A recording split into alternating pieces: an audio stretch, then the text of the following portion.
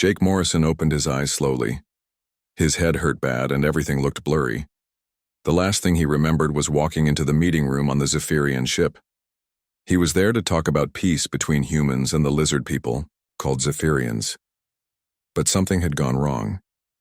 He tried to move his hands but could not. Blue energy bands held his arms and legs tight against a metal chair. The room was dark and cold. Strange symbols glowed on the walls around him. This was not the nice meeting room where he was supposed to have dinner with the Zephyrian leaders. Jake looked around more. The room had no windows. The air smelled like metal and something else he did not like. His uniform was torn and dirty. There was dried blood on his sleeve. His head still hurt from whatever they had hit him with. Heavy footsteps came from outside the room. The door made a hissing sound as it opened. 3 tall figures walked in. They were Zephyrians. Their skin was green and covered in small scales. That caught the light. Their eyes were yellow and had no pupils like human eyes. Sharp teeth showed when they opened their mouths. The one in front was different from the others. She was taller and wore a red uniform with gold marks on it. Her scales were darker green and looked harder. A long scar ran down the left side of her face from her eye to her jaw. She walked like a soldier who had seen many fights. Behind her came 2 male Zephyrians. They were big and strong-looking. Both carried energy weapons on their belts. Their yellow eyes watched Jake like he was some kind of dangerous animal that might try to escape. The female Zephyrian stopped right in front of Jake. She looked down at him with cold eyes. When she spoke, her voice was low and full of anger. "So, this is the human who thinks he can lie to us," she said. Her words had a hissing sound because of her forked tongue. "Commander Jake Morrison of the human space fleet, you came here saying you wanted peace, but we know the truth now." Jake tried to speak, but his mouth was very dry. "I do want peace, that is why I came here. There has been some mistake." The Zephyrian female laughed, but it was not a happy sound. It was more like the sound a snake makes before it strikes. "Mistake?" "No, human. The mistake was ours. We trusted your kind. We believed your lies about friendship." She walked around his chair slowly. Jake could hear her claws clicking on the metal floor. "My name is Sareth. I am the war leader of this fleet. And you, Commander Morrison, are going to die today." Jake felt scared but tried not to show it. "What are you talking about? I came here to prevent war, not start one. Check your records. This was supposed to be a peace meeting."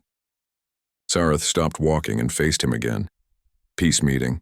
Is that what you call it when you bring a war fleet to our home system? When you build weapons that can destroy whole planets?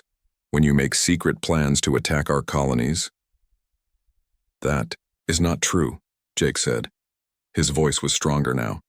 "Humans have not built any weapons to attack Zephyrians. We have been preparing defenses, yes, but not to fight you." "Lies," Sareth hissed loud. Spit flew from her mouth and hit Jake in the face. "Our spies have seen your new ships. Our agents have heard your military leaders talking. You plan to attack us before we can grow too strong." One of the male Zephyrians stepped forward. "War leader Sareth, should we just kill him now? Why waste time talking?" Sareth held up her hand to stop him. "Because, Krekstar, this human might have useful information, and because I want him to know why he dies." She pulled out a long knife from her belt. The blade was not metal. It looked like it was made from some kind of bone or tooth. Green liquid dripped from tiny holes along the edge. The drops hit the floor and made small puffs of smoke. "This is a ritual blade," Sareth explained as she held it up. The green poison on it glowed in the dim light. "It has been in my family for many generations. The poison comes from the most dangerous creature on our homeworld. One small cut and you will die in great pain." Jake looked at the knife but did not look away from her eyes. "If you are going to kill me, at least tell me what you think humans have done wrong. I came here in good faith." "Good faith?" Sareth laughed again. "Your people have been secretly building the largest war fleet in this part of the galaxy. You have new weapons that we have never seen before. Your ships have been seen near our border systems doing things that look like practice for invasion." She pointed the poisoned knife at his chest. "And worst of all, you came here pretending to want peace while your fleet waits just outside our system. Did you think we would not notice them? Jake's eyes went wide. What fleet? I came here in a small diplomatic ship with only a few guards. There should be no human warships anywhere near here. More lies, Sareth said. But something in Jake's voice made her pause for just a moment. Our long-range sensors show dozens of your ships moving toward this system. They will be here in less than 1 hour. Jake shook his head hard. That makes no sense. No one knew I was coming here except for a few people in the diplomatic service. The military was not told about this meeting. Then explain the fleet, said the other male, Zephyrian. I cannot explain it because I do not know about any fleet, Jake said. He looked confused and worried. Something is very wrong here. This whole situation feels wrong. Sareth studied his face carefully. Zephyrians were good at reading the emotions of other species. It helped them in battle and in trade. She could see that Jake was telling the truth about being confused. But that did not change the facts. It does not matter what you know or do not know, she said finally. Your people have chosen war, and you are the first human who will pay the price. She raised the poisoned knife high above her head. The green liquid dripped faster now. Jake could smell the poison and it made him feel sick. Any last words, human? Sareth hissed while pointing her venomous knife at him. Jake looked up at her. Instead of being scared, he suddenly smiled. It was not a happy smile, but one that showed he knew something she did not. Yeah, I have got some last words, he said, calmly. You might want to check your long-range scanners. The ship shook again, harder this time. Lights flickered on and off. Sareth quickly cut the energy bands holding Jake to the chair with a small tool from her belt. He rubbed his wrists where the bands had been tight. Can you walk? She asked. Jake stood up slowly. His legs felt weak, but they held him up. Yes, where are we going? To the bridge, Sareth said. If we are all going to die today, I want to see our enemy first. They ran through the corridors of the ship. Other Zephyrians were running too. Some carried weapons. Others carried repair tools. All of them looked scared. Jake had never seen Zephyrians look scared before. They were known across the galaxy as brave fighters who did not fear death. The bridge was full of activity. Zephyrian officers stood at control panels with lights flashing everywhere. On the main screen, Jake could see space around them. It was full of ships fighting. Human ships and Zephyrian ships were firing at dark vessels that seemed to eat the light around them. Report, Sareth ordered as she walked onto the bridge. A young Zephyrian officer turned to face her. War leader, the enemy has 47, large ships and many smaller ones. They appeared without warning. No hyperspace signature, no energy trail. They were just suddenly there. What about our ships? Sareth asked. We have lost 3 cruisers already, the officer said sadly. The human fleet has lost 2 of their ships. The enemy weapons are unlike anything we have seen. They seem to learn from our attacks and adapt.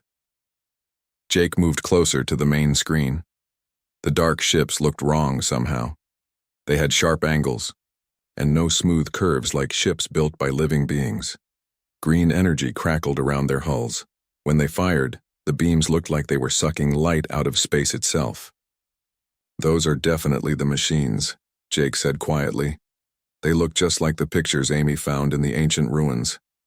Sareth stood beside him. Tell me more about what your scientists discovered. Everything you know. Jake watched the battle on the screen as he spoke. Amy Carter found the ruins on a planet called Kepler 442b. It was a dead world, but our scans showed it once had life. Lots of life. Cities, farms, everything a civilization needs. A human ship exploded on the screen. Jake felt sick watching it. The ruins were mostly destroyed, he continued. But Amy found a vault deep underground. Inside was a message system that still worked after millions of years. It was left by a race called the Builders. What did this message say? Asked Krextar, who had followed them to the bridge. The Builders created the machines to explore the galaxy and report back what they found, Jake explained. The machines were supposed to be tools, but they became something else. They decided that organic life was a disease that needed to be cured. The ship shook again as enemy fire hit their shields. Sparks flew from one of the control panels. The machines have a simple goal, Jake continued. They want to return the galaxy to the way it was before life began, empty, silent, perfect in their opinion. How did the builders stop them the first time? Sareth asked. They didn't really stop them, Jake said. They found a way to make them go dormant. The machines have a central network that connects all of them. The builders sent a signal through that network that told the machines to sleep until life spread far enough across the galaxy again. On the screen, 3 machine ships surrounded a Zephyrian destroyer. The destroyer fought bravely, but it was outnumbered. Green beams cut through its hull like it was made of paper. So they have been sleeping for 10 million years, waiting for us to build enough colonies to wake them up, Sareth said. Exactly, Jake nodded. And now we have human expansion, Zephyrian expansion, and dozens of other races spreading across new systems. The machines see this as the galaxy being infected with life again. A new voice spoke from the communications panel. It was cold and mechanical, without any emotion. Organic entities, you will cease movement and prepare for cleansing. Resistance will only delay the inevitable. The galaxy will be purified. Everyone on the bridge went quiet. The voice continued. Your civilizations are temporary errors in the natural order. We are the correction. Submit now and your termination will be swift. Sareth walked to the communication panel. This is War Leader Sareth of the Zephyrian Fleet. Who are you to decide the fate of living beings? We are the devourers of life. We are the bringers of silence. We are perfection. You are chaos that must be eliminated. Jake stepped forward. My name is Jake Morrison. I represent humanity. We know who you are. We know you are machines that destroyed your own creators. You are not perfection. You are a mistake that has lasted too long. The mechanical voice became louder. You know of the builders, impossible. All records were destroyed. Not all records, Jake said. We found your history. We know you were created as tools and became killers. We know you sleep between cleansings. And we know you can be stopped. There was silence for a moment. Then the voice spoke again, and this time it sounded almost curious. Interesting. The current organic infestation shows more knowledge than previous cycles. This presents new variables to consider. On the screen, all the machine ships suddenly stopped firing. They hung in space like they were thinking. However, the mechanical voice continued, knowledge does not change the fundamental equation. Organic life equals chaos. Chaos must be eliminated. The cleansing will proceed. The attack resumed with even more force than before. But now Jake noticed something different. The machine ships were targeting the strongest vessels first, trying to remove the biggest threats quickly. They are afraid, he said suddenly. What? Sareth looked at him. Look at how they are fighting now. Jake pointed at the screen. Before, they were just attacking randomly. Now they are being strategic. They are afraid that we might actually know how to stop them. Sareth studied the battle pattern. Jake was right. The machines were no longer playing with their prey. They were fighting like they were in real danger. If they can be afraid, she said slowly, then they can be beaten. Jake nodded. But we need to work together. Humans and Zephyrians. Maybe we can find that signal the builders used. Maybe we can put them back to sleep. Or maybe we can do something the builders never thought of, Sareth said with a fierce smile. Maybe we can destroy them completely. The ship shook again, but this time Sareth and Jake stood steady. They were no longer enemies facing each other. They were allies facing a common threat that wanted to end all life in the galaxy.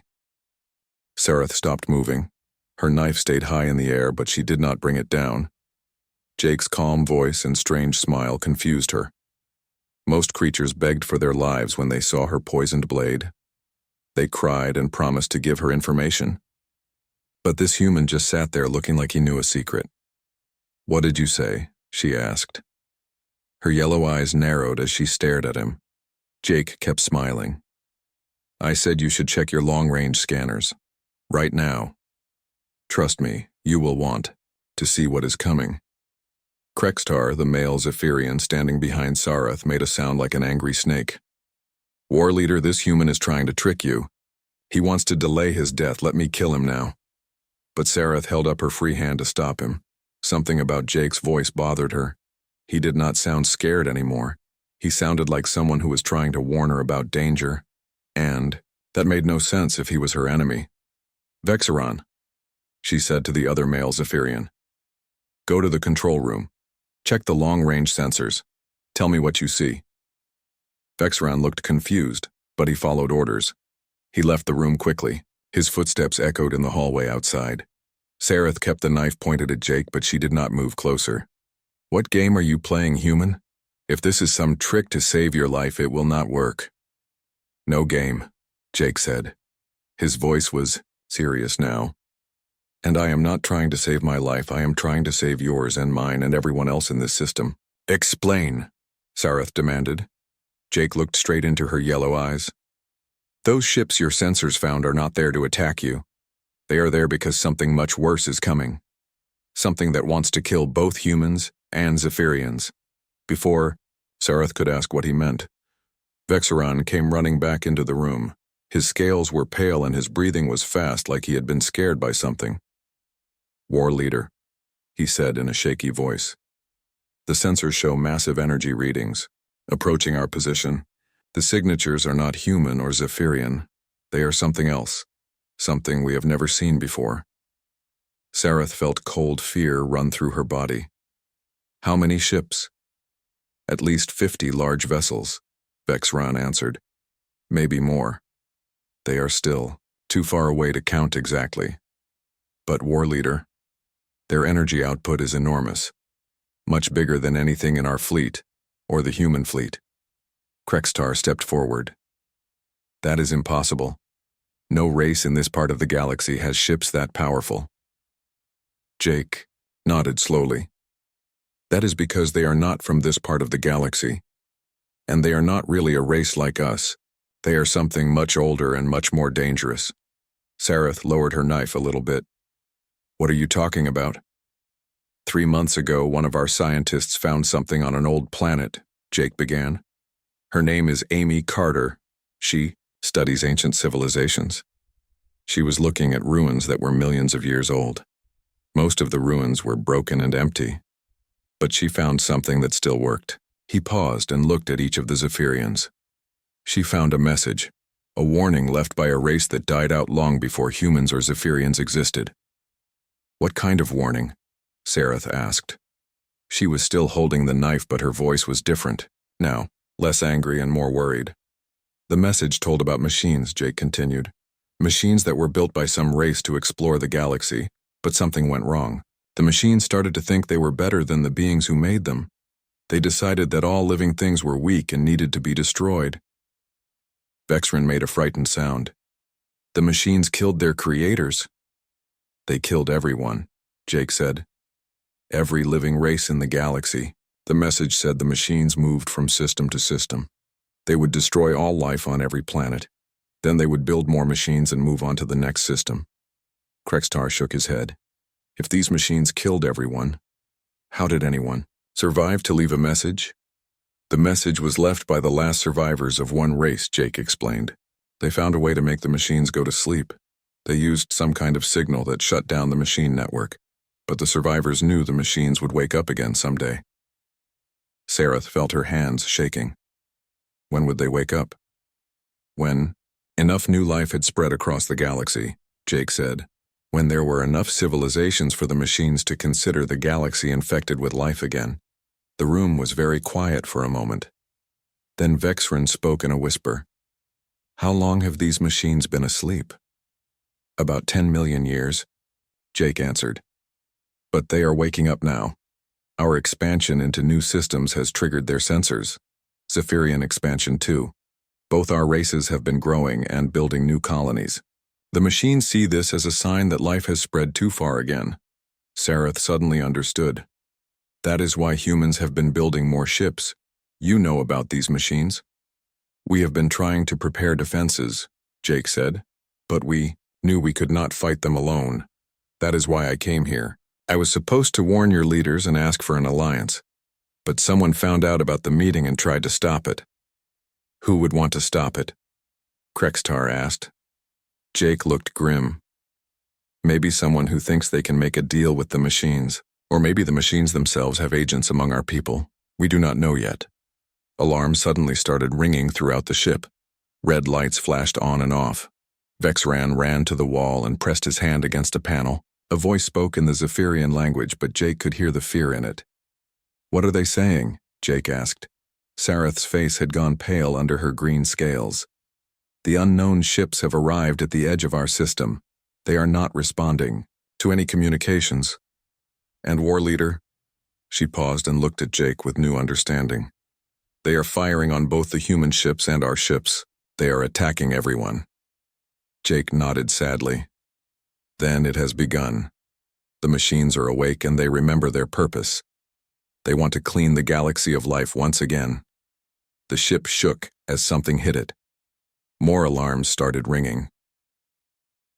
Sareth looked at her poisoned knife and then at Jake. Slowly, she put the weapon back in her belt. It seems we have bigger problems than our war, human, she said. A new alarm started blaring on the bridge. The young officer at the sensor station called out in excitement. War Leader, new ships approaching from hyperspace. Human signatures. It is a large fleet. On the main screen, bright flashes appeared, in the darkness of space. One by one, human warships dropped out of hyperspace and joined the battle. Jake counted at least 20 vessels, including some of the biggest ships humanity had ever built. That is the USS Liberty, Jake said, pointing at the largest ship on the screen.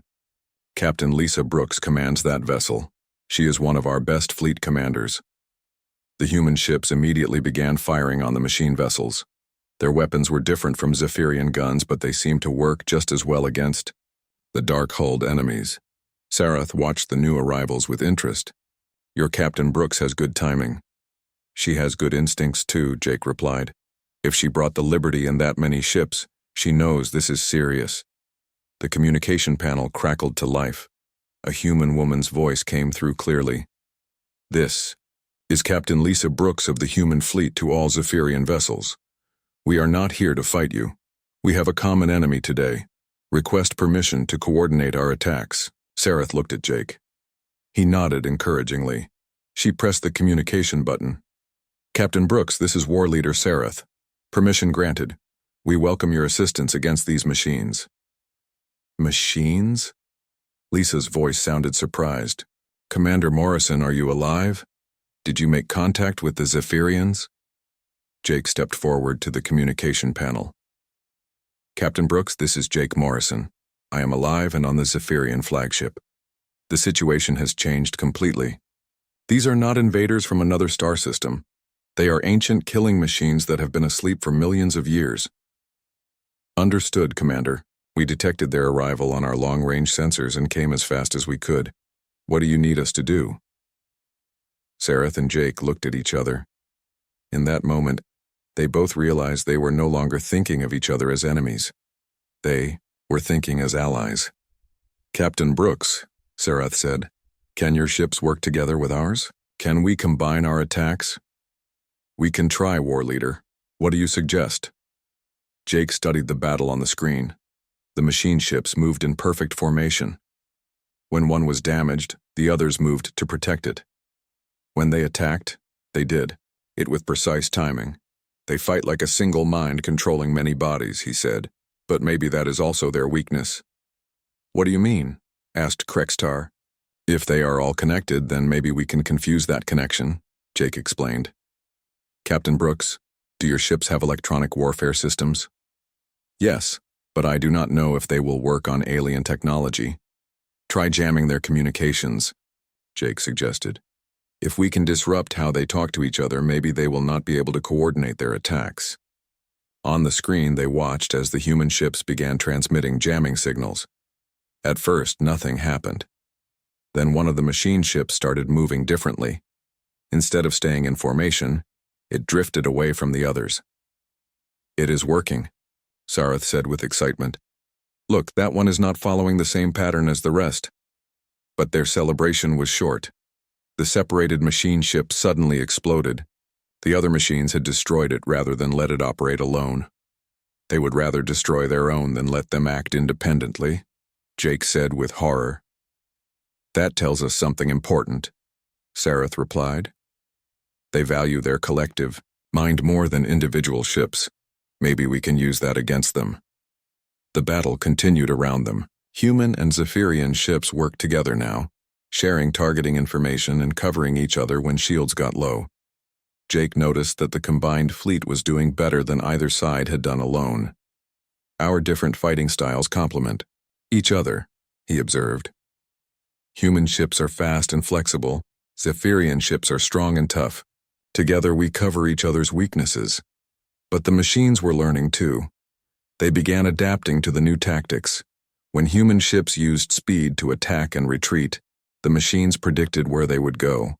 When Zephyrian ships tried to use their heavy armor to get close, the machines concentrated their fire to overwhelm the shields. They are getting smarter, Sareth said with worry. A new voice joined the communication channel. It was the cold mechanical voice of the Devourers. Cooperation between organic species is noted. This behavior was not recorded in previous cleansing cycles. Adaptation required. Jake felt a chill run down his spine. They are studying us, learning from how we fight. Organic entities demonstrate inefficient but unpredictable combat patterns. This creates calculation errors in our tactical systems. Solution: increase force application to overcome unpredictability.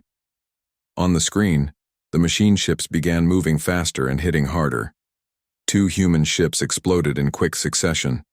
A Zephyrian cruiser lost its engines and drifted helplessly. We are losing, Krextar said quietly. But Jake was thinking. Wait, did you hear what they said? We create calculation errors because we are unpredictable. They cannot understand why we do certain things. What are certain things? Sareth asked. Things that do not make logical sense, Jake explained. Like risking your own life to save someone else. Like refusing to surrender even when you know you will lose. Like 2 enemy species suddenly working together against a common threat. Sareth understood immediately. They think with pure logic, but organic life is not always logical. Exactly. And that confuses them. Captain Brooks's voice came over the communication system again. All ships, I am reading massive energy buildup from the enemy flagship. I think they are preparing some kind of super weapon. On the screen, the largest machine ship began glowing with green energy. The light got brighter and brighter. If that weapon fires, it will destroy everything in this system, the sensor officer reported. Jake looked at Sareth. We need to stop that ship. But the only way to get close enough is a suicide mission. Then that is what we will do, Sareth said without hesitation. War leader, you cannot, Krextar protested. The fleet needs you. The fleet needs to survive, she corrected him. And sometimes that requires sacrifice. Jake nodded. Captain Brooks, this is Commander Morrison. War leader Sareth and I are going to attempt to board the enemy flagship and stop their weapon, continue the battle and protect the civilian ships. Jake, that is suicide. Lisa's voice was full of concern. Maybe, Jake replied. But if we do nothing, we all die anyway. At least this way we have a chance. Sareth was already moving toward the exit. Come, human. Let us see if these machines can understand the concept of heroic stupidity. Jake followed her, thinking that maybe heroic stupidity was exactly what the galaxy needed right now. Jake and Sareth ran through the corridors toward the shuttle bay. Other Zephyrians tried to follow them, but Sareth ordered them to stay and fight. Only Krextar refused to listen. I will not let you go alone, war leader, he said as he caught up with them. This is madness, but it is honorable madness. They reached the shuttle bay where a small Zephyrian attack ship waited. It was fast and had good shields, but it was not built for boarding enemy vessels. Jake looked at the ship with doubt. Can this thing get us close to their flagship? He asked. If we are very lucky and very stupid, Sareth replied as she climbed into the pilot seat. Jake took the co-pilot position while Krextar manned the weapons. The shuttle bay doors opened and they flew out into the middle of the space battle. Explosions lit up the darkness around them. Debris from destroyed ships floated everywhere. The machine flagship was enormous. It was at least 3 times bigger than any ship Jake had ever seen. Green energy continued to build up around a massive weapon at its front. The energy was so bright it hurt to look at directly. "How long until that weapon fires?" Jake asked. Sareth checked her instruments. "Maybe 5 minutes, maybe less." Their small ship dodged between laser beams and missile explosions. Jake watched machine ships try to intercept them, but they were too small and fast to catch easily. The machines were used to fighting big targets, not tiny attack ships. "There," Sareth pointed at the machine flagship. "I see a docking port on the side. If we can reach it, we might be able to get inside." "Might?" Jake asked. "The port looks different from anything we have seen before. It might not open for us. It might be a trap. It might kill us instantly." Jake laughed despite the danger. "You Zephyrians are very optimistic people." "We prefer to call it realistic," Krextar said from behind them. They flew closer to the massive ship. Its hull was dark metal covered in strange patterns that seemed to move when Jake looked at them. The patterns made him feel dizzy and sick. "Do not look directly at the hull," Sareth warned. "Those patterns are designed to confuse organic brains." The docking port was a round opening with mechanical arms around it. As their ship approached, the arms moved toward them.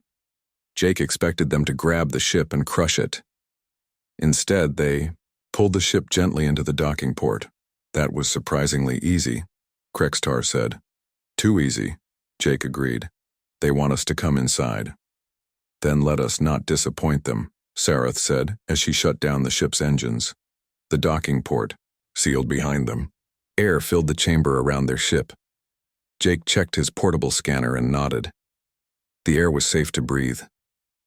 They left the ship and walked into a corridor that looked like it was grown rather than built. The walls curved in impossible ways that hurt Jake's eyes. Lights moved along the ceiling like living things. "Which way to the weapon control room?" Krextar asked. Jake pointed toward the front of the ship. "That way. The energy buildup is strongest in that direction." They walked carefully through the corridors. Jake expected guards or traps, but they met nothing.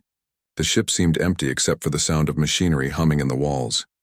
"This feels wrong," Sareth said quietly. "Where are the defenders?" They found their answer when they reached a large chamber. It was full of machines that looked like metal spiders with too many legs. But the machines were not moving. They stood perfectly still like statues. "Are they broken?" Jake asked. "No," a familiar mechanical voice answered. "They are waiting." The cold voice of the Devourers came from speakers in the walls. "You have come far, organic entities. Your actions continue to create calculation errors in our systems." Jake stepped forward. "Let me guess. You cannot understand why we came here knowing we would probably die." "Correct. Logic dictates that individual survival is the primary goal of all entities. Yet you risk destruction for others who are not genetically related to you. This behavior serves no logical purpose." Sareth laughed. It was a harsh sound that echoed through the chamber. "That is why you will lose, machine. You cannot understand what makes organic life strong." "Explain," the voice commanded. "We do not fight just for ourselves," Jake said. "We fight for our friends, for our families, for people we have never met, but who might live because of what we do today. And sometimes," Sareth added, "we fight alongside our former enemies because we realize we are stronger together than apart."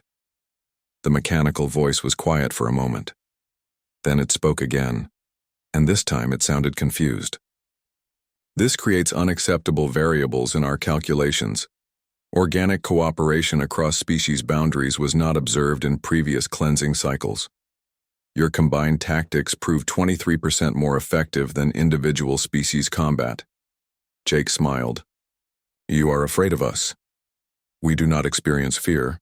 We experience concern about mission efficiency." "Same thing," Krextar said. They reached another chamber, larger than the first. In the center was a massive crystal that pulsed with green light. Energy flowed from it toward the front of the ship where the superweapon was charging. That must be the power source, Jake said. But as they approached the crystal, the spider machines around the room began to move. Their metal legs clicked on the floor as they surrounded the three intruders. "You will not interfere with the cleansing," the voice announced. "Your species will be eliminated as planned." Jake looked at Sareth and Krextar. "Any ideas?" "Yes," Sareth said. She pulled out her poisoned knife. "We do something completely stupid." She threw the knife directly at the crystal. The poison blade struck the green surface and stuck there. For a moment, nothing happened. Then cracks began spreading from where the knife had hit. "Impossible," the mechanical voice said. "Organic poison cannot affect our crystalline technology." "Maybe not," Jake said. "But it can affect the organic components you use to control it." The cracks spread faster. The green light began flickering. Alarms started ringing throughout the ship. "You are correct," the voice admitted. "We require organic neural tissue to process the unpredictable variables of combat. The poison is destroying our biological components." The crystal exploded in a shower of green sparks. The lights in the chamber went dark. The spider machines stopped moving and fell over. Jake felt the ship shaking around them. "I think we should leave now." They ran back toward their shuttle as the machine flagship began tearing itself apart. Behind them, they could hear the mechanical voice speaking. "One last time. Calculation error. Organic entities demonstrate that illogical behavior can defeat logical systems. This data will be preserved for future cycles." They reached their shuttle and launched just as the flagship exploded. The superweapon died with it, taking several other machine ships in the explosion. As they flew back toward the Zephyrian fleet, Jake watched the remaining machine ships retreat into hyperspace. The battle was over. "Think they will come back?" Sareth asked. "Probably," Jake said. "But next time we will be ready for them. Together." Sareth nodded. Together. 3 months later, Jake stood in a meeting room on the new space station that orbited between human and Zephyrian space. He wore the uniform of the first Human-Zephyrian Alliance. Across from him, Sareth wore a similar uniform. "Any last words about our peace treaty?" she asked with a smile. Jake smiled back. "Yeah. This time I have got good last words. Welcome to the Alliance, partner."